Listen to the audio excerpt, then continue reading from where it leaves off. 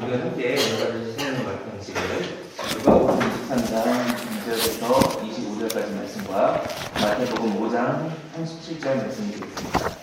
누가복음 23장 22절부터 25절 말씀과 마태복음 5장 37절 말씀 제가 공독하도록 하겠습니다. 빌라도가 세 번째 말하되 이 사람이 무슨 악한 일을 하였느냐 나는 그 죽일 죄를 찾지 못하였나니 때려서 놓으리라 하는데 저희가 큰 소리로 재촉하여 십자가에 못 박기를 구하니 저희의 소리가 이긴지라. 이에 빌라도가 저희의 구하는 대로 하기를 언도하고 저희의 구하는 자 곧 밀란과 살인을 인하여 옥에 갇힌 자를 놓고 예수를 넘겨주어 저희 뜻대로 하게 하니라.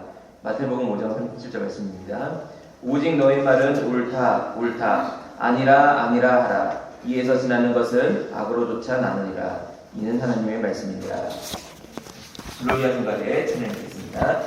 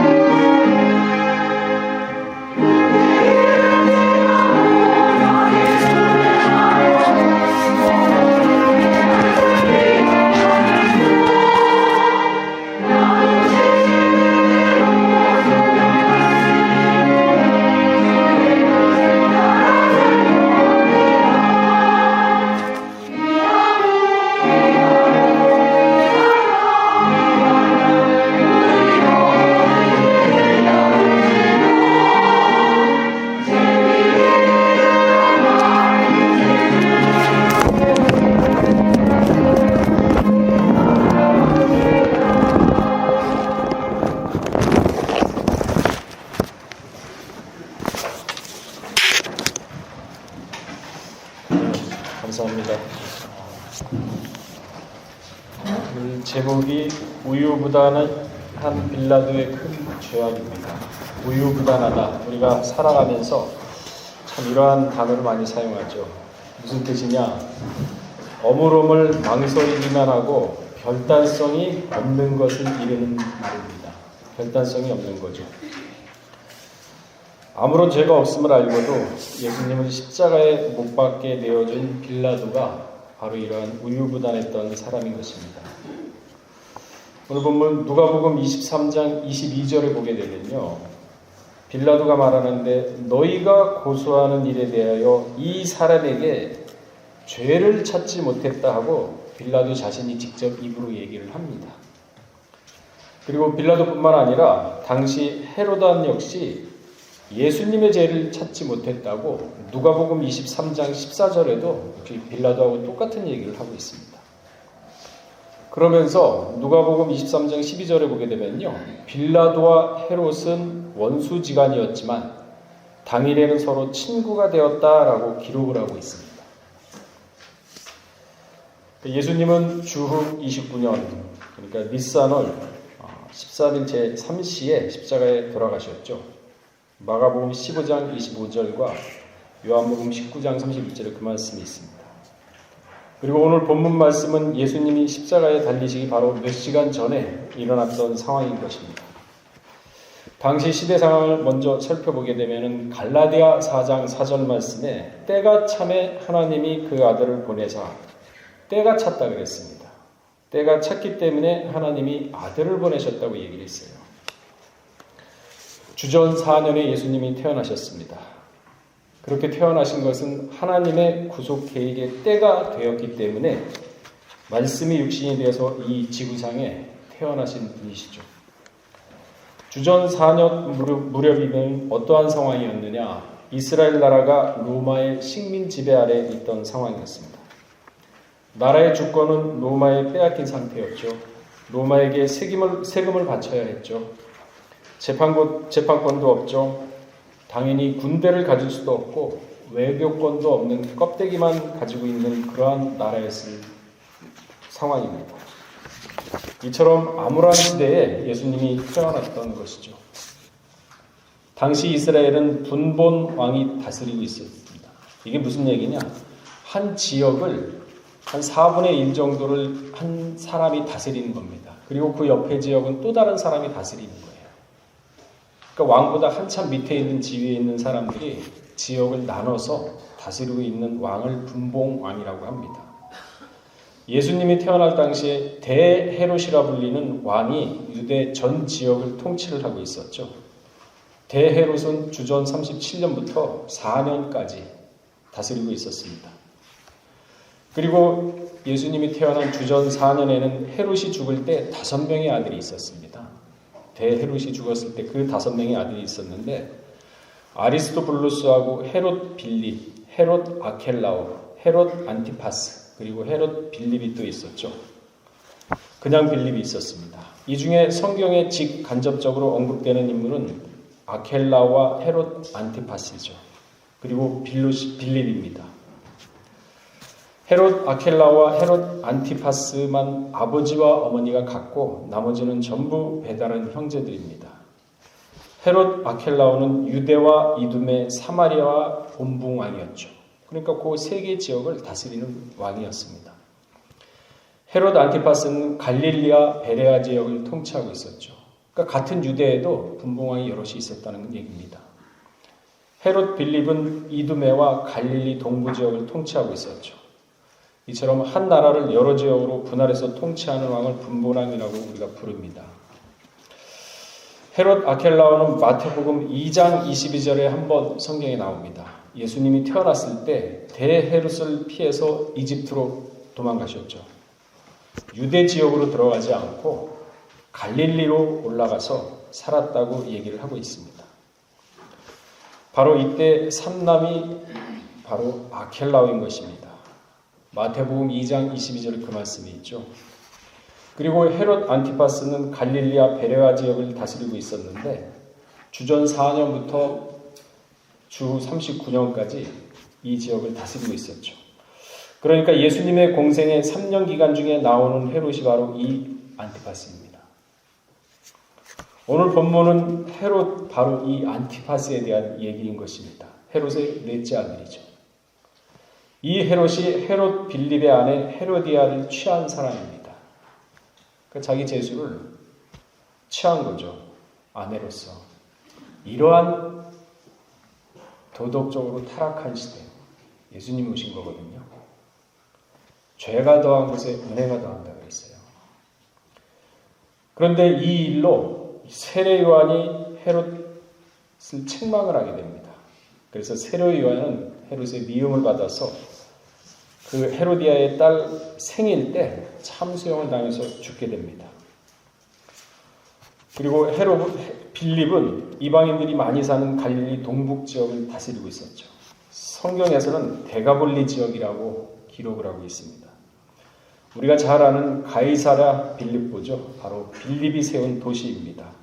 누구를 위해서? 로마 황제 카이사리를 기리기 위해서 세운 도시입니다.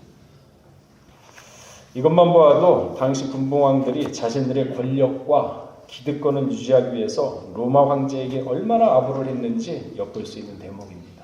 나라까지 도시까지 세워가지고 가이사에게 바칠 정도니 얼마나 아부를 했겠습니까? 마태복음 16장 13절에 예수님이 제자들에게 인자가 누구냐고 물어보았던 것이 바로 이곳입니다. 가이사라 빌립보, 유명한 도시죠. 그리고 오늘 또 다른 인물 빌라도, 당시 총독입니다. 총독은 가이사가 직접 임명을 해서 내려보낸 그러한 인물이죠. 그러한 직책입니다.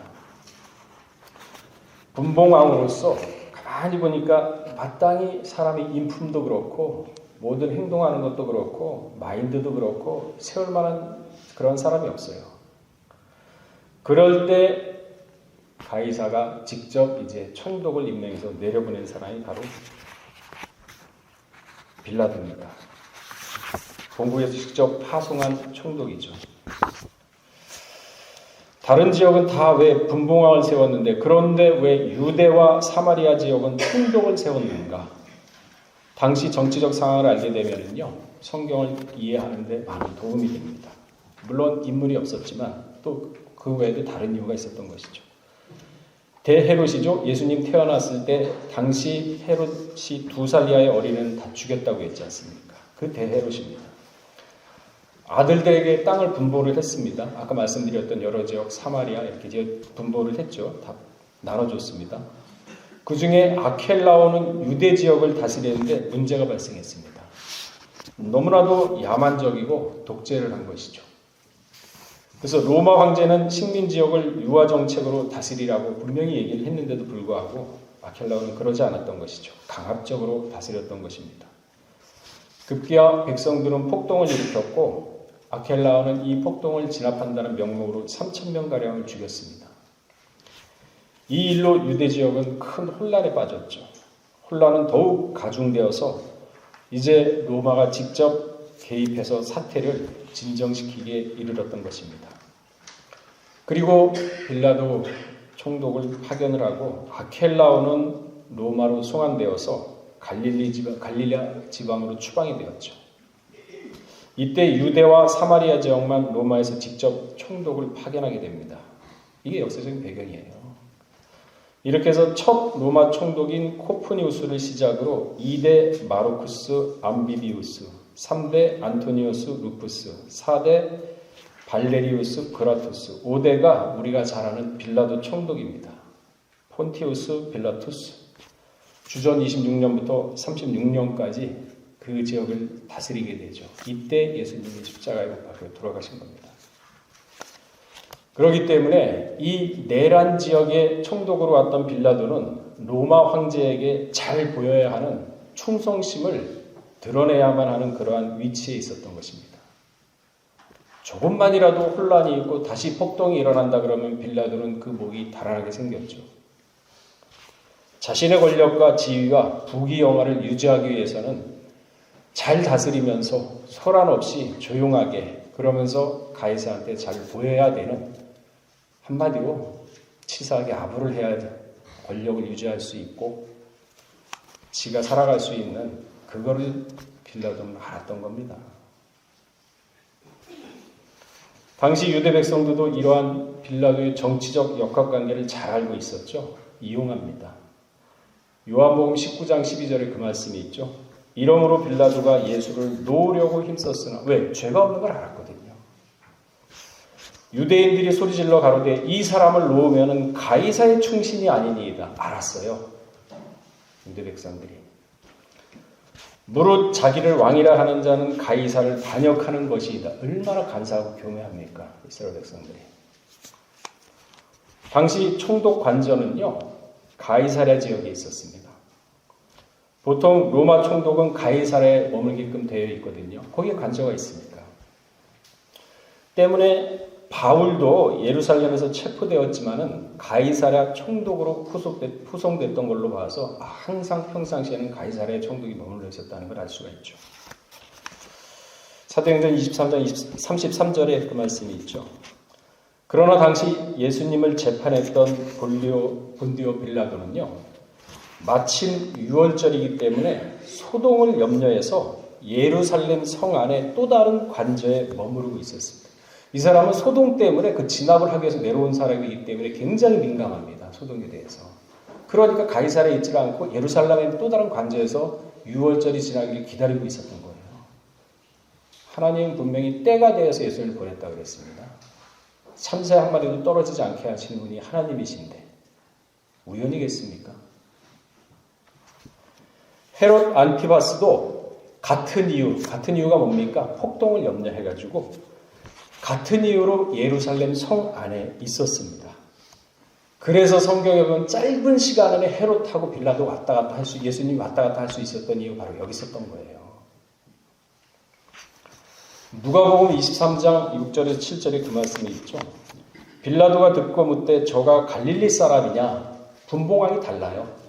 갈릴리 사람이냐 하여 헤롯이 관할에 속한 줄 알고 헤롯에게 보내었더니 자기 관할이 아니라 이거죠. 헤롯 쪽으로 보낸 거예요. 근데 가까이 있었으니까 왔다 갔다 한 거죠. 그러니까 이 시대적 배경을 알면 성경을 이해하고 그러면 깨닫는 게 다르다니까요. 빌라도는요 권력의 노예가 됐어요. 가이사에게 충성을 보여야만 하는 위치에 있었기 때문에 소동나는 거에 완전 굉장히 민감하게 반응을 했었죠. 사실 빌라도는요 초기에는 예수님에 대해서 적대적인 입장을 취한 사람은 아니었습니다. 굉장히 우호적이었고 예수님에 대해서 두려워했었어요. 그러한 사실은요 빌라도 보고서에도 나타납니다. 이 빌라도 보고서는 무슨 얘기냐? 현재 터키에 있는 성 소피아 사원에 소장되어 있습니다. 빌라도가 당시 예수님의 모든 행적을 보고 듣고 기록한 것을 가이사한테 보고했던 보고서 내용입니다. 50권으로 되어 있는데 이 보고서는 예수에 대한 빌라도의 그러한 느낌, 감정 다 포함되어 가지고 보고가 됐던 보고서입니다.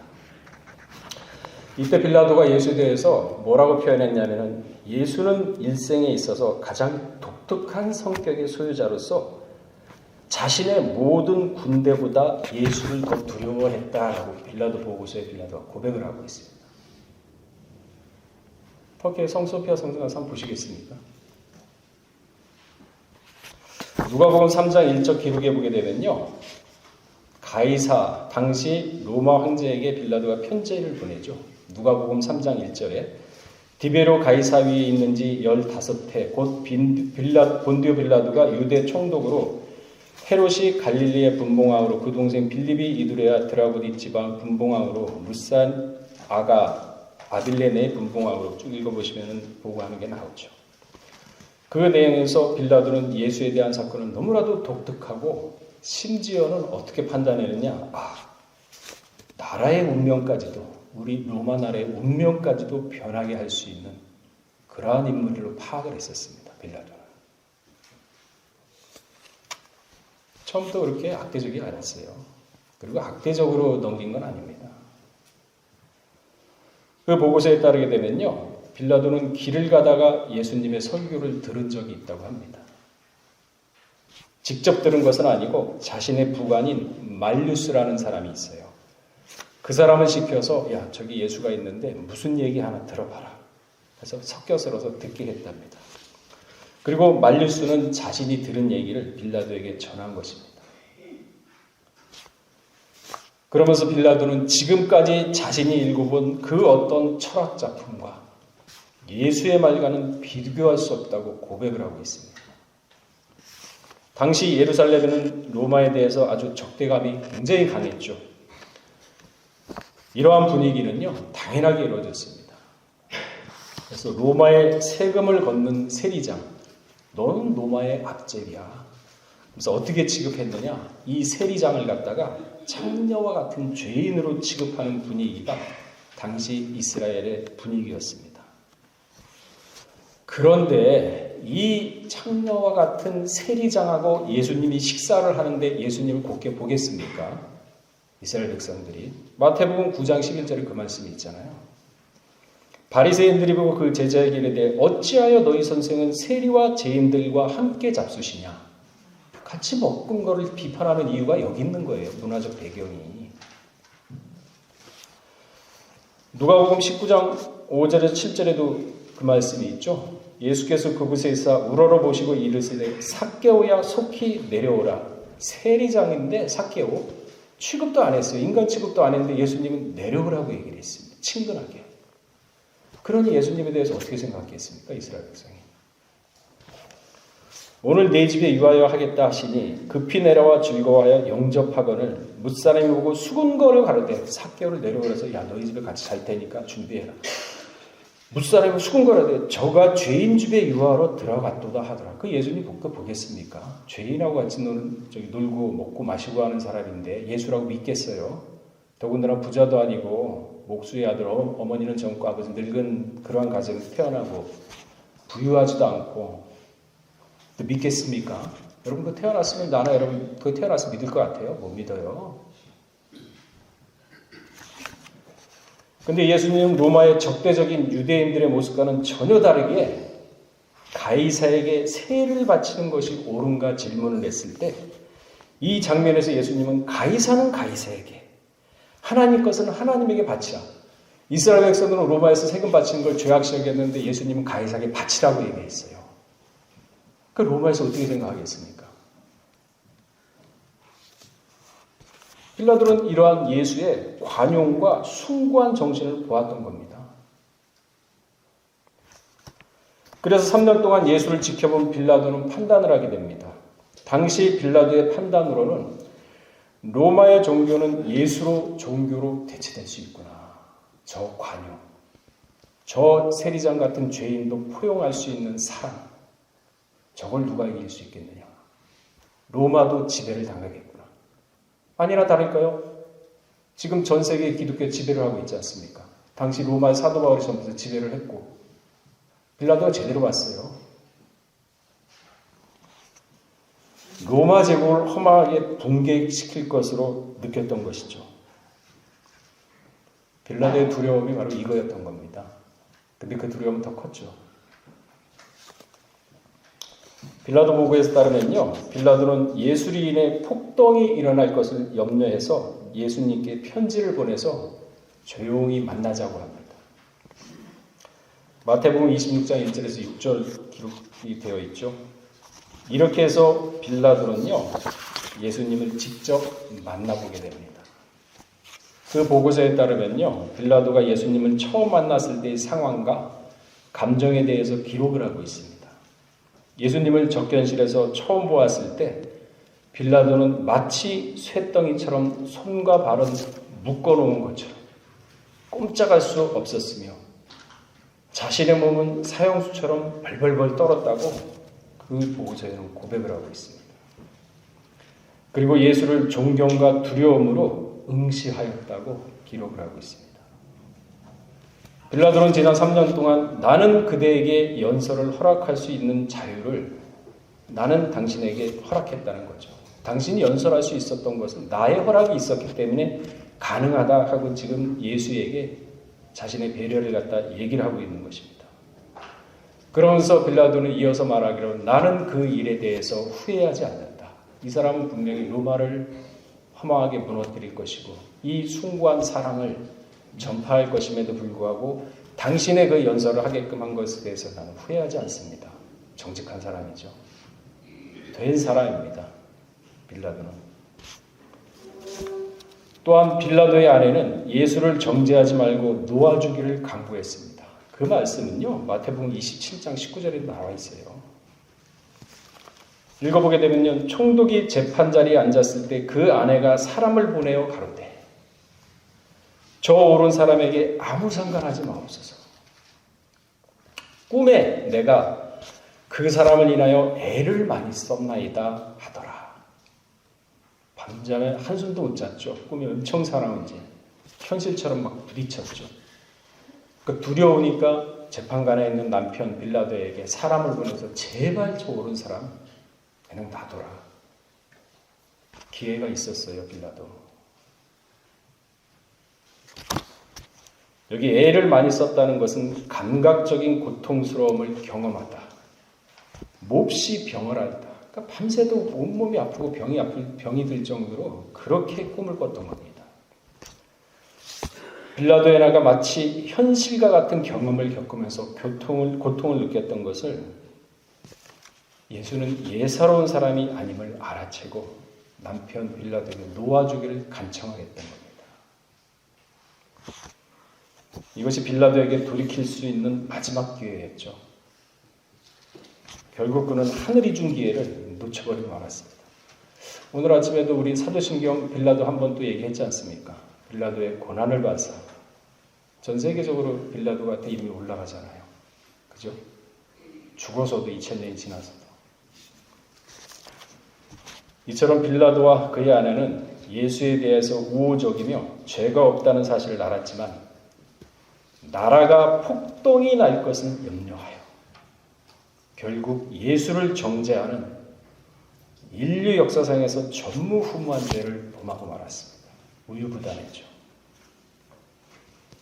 이 같은 상황을 우리가 생각해 볼 수 있습니다. 어떤 상황이냐? 만일 빌라도가 예수를 십자가에 못 박는 것이 무슨 의미인 줄을 알았다면 예수님을 갖다가 제사장들이 죽게끔, 제사장들 손에 죽게끔 내어줬겠습니까? 몰랐어요.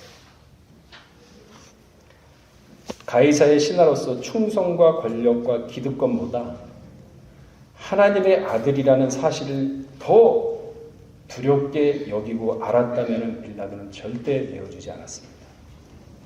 자, 고린도전서 2장 6절에서 8절 우리 한번 읽어보도록 하겠습니다. 그래서 눈이 가렸다는 거예요. 빌라도 눈이 가린 거예요. 자, 6절에서 8절 읽어보겠습니다. 시작. 그러나 우리가 온전한 자 중에서 지혜를 말하노니 이는 이 세상의 지혜가 아니요 또 이 세상에 없어질 관원의 지혜도 아니요 오직 비밀한 가운데 있는 하나님의 지혜를 말하는 것이니 곧 감추었던 것인데 하나님이 우리의 영광을 위하사 만세전에 미리 정하신 것이라.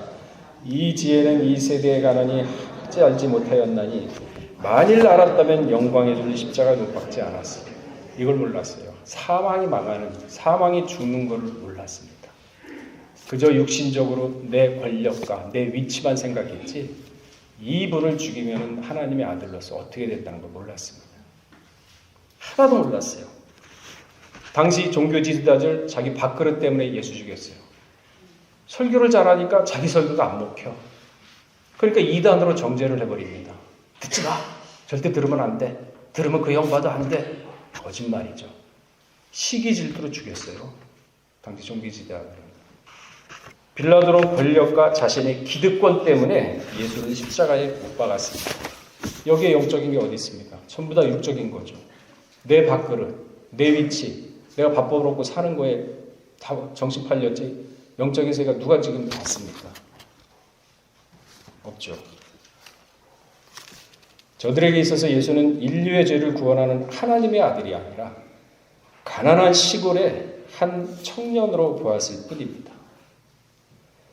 마가복음 4장 12절에 이는 저희는 보기는 보아도 알지 못하며 듣기는 들어도 깨닫지 못하여 돌이켜 제사함을 얻지 못하게 함이라 되시고.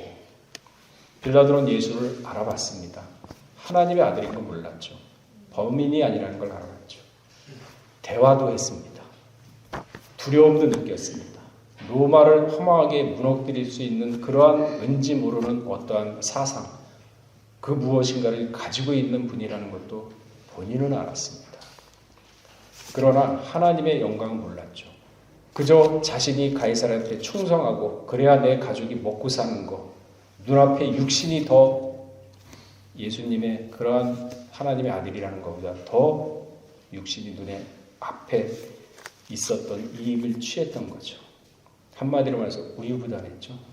아물쩍아물쩍 결단력 없고. 그래서 성경에 뭐라 그랬습니까? 오르면 옳고 아니면 아니라 너희가 차든지 덮든지 하라. 사람의 영광을 하나님의 영광보다 더 사랑했던 자입니다. 그런데 당시 이스라엘 백성 중에서도요, 예수님을 믿는 백성들이 없지 않았습니다. 많았습니다.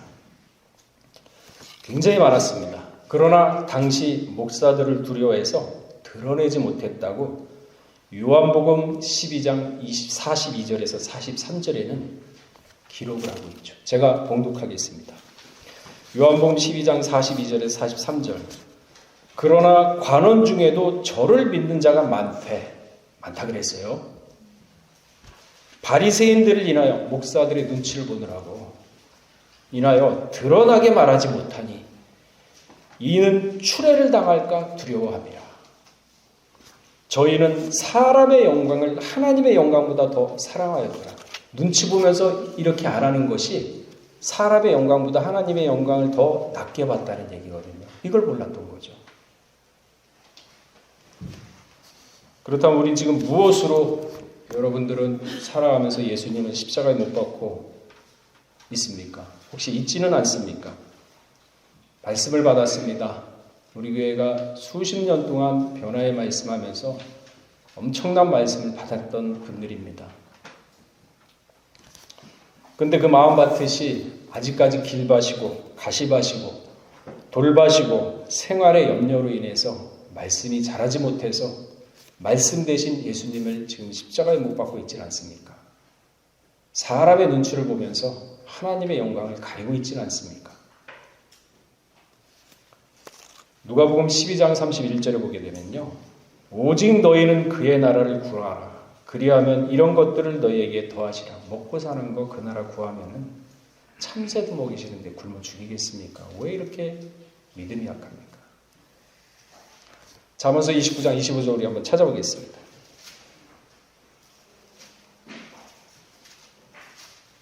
자, 29장 25절 마지막으로 읽고 말씀을 정리해서 마치도록 하겠습니다.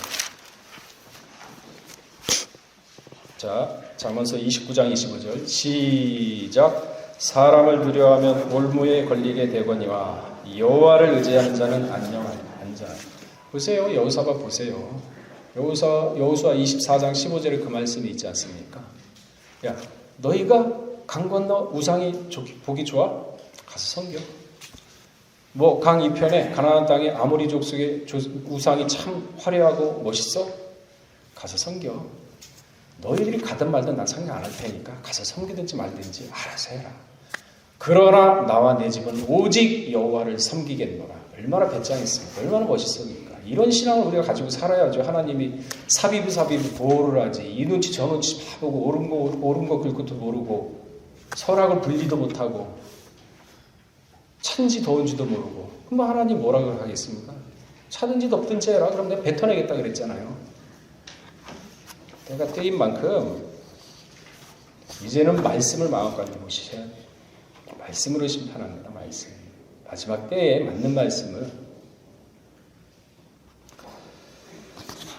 우리 평강의 성도 여러분, 우유부단한 빌라도처럼 당시 몰래 믿었던 관원들처럼 사람의 비난과 눈치를 보면서 신앙을 저버리는 것이 아니라 옳으면 옳고 아니면 아니라면서 신앙의 정조를 지키세요. 제 얘기도 믿지 마세요. 제 입에서 나오는 말씀이 하나님의 말씀인가 해서 여러분들이 판단하고 하나님의 말씀이라 그러면 믿으세요. 여러분 자신도 믿지 마세요. 여러분들 화장실 가 급하다 그러면은 뒷간 갈 때하고 뒷간 올 때하고 달라요. 여러분 마음도 믿지 마세요. 잠언서 28장 15절에 있나요? 20몇 절에 있나요? 자기 마음을 믿는 사람은 미련한 자라고 했어요. 여러분 마음대로 된다 그러면 이 사람 왜 마음대로 못 삽니까? 말씀 믿고 가세요. 말씀 믿고 그 말씀이 옳은가 그른가 해서 말씀을 모시고 선악을 분별해서 선을 취하고 악을 버림으로 말씀에 대해서는 우유부당하지 말고 옳고 그름을 따져서 신앙의 장성함을 이루는 우리 평강의 모든 성도가 되시길 주의 이름으로 축원하겠습니다. 다 같이 기도하겠습니다. 살아계신 하나님 아버지, 빌라도는 예수를 알았고 로마를 무너뜨릴 수 있는 엄청난 힘이 있다는 것도 보았습니다. 믿지 않았던 빌라도가 그렇게 느꼈음에도 불구하고 그저 폭동이 나는 것이 두려워하고 가이사르에게 충성함으로 말미암아 자신의 모든 기득권과 자신의 모든 재산과 자신의 권력과 지위를 지킬 수 있다는 어줍지 않은 인간의 생각으로 매주 교회에서 빌라도의 고난을 받사라는 비참한 비난을 받고 있는 모습을 보았습니다. 아버지 하나님, 우리 평강의 성도들 좌우로 치우치지 않고 옳음 옳고 아니면 아니라 하여 오직 말씀을 마음 가운데 모심으로 말미암아 그 말씀을 모시고 살아갈 때 선악을 분별하고 선을 취하고 악을 버림으로 말미암아 삶에서도 풍족함을 느끼고 먼저는 마음의 평강을 느낌으로 말미암아 말세지 말에 성도의 자세에서 우뚝 설 수 있도록 은혜를 더하여 주시옵소서. 모든 말씀 읽고 원하오되 존귀하신 예수 그리스도 받들어 감사하며 기도를 쌓습니다.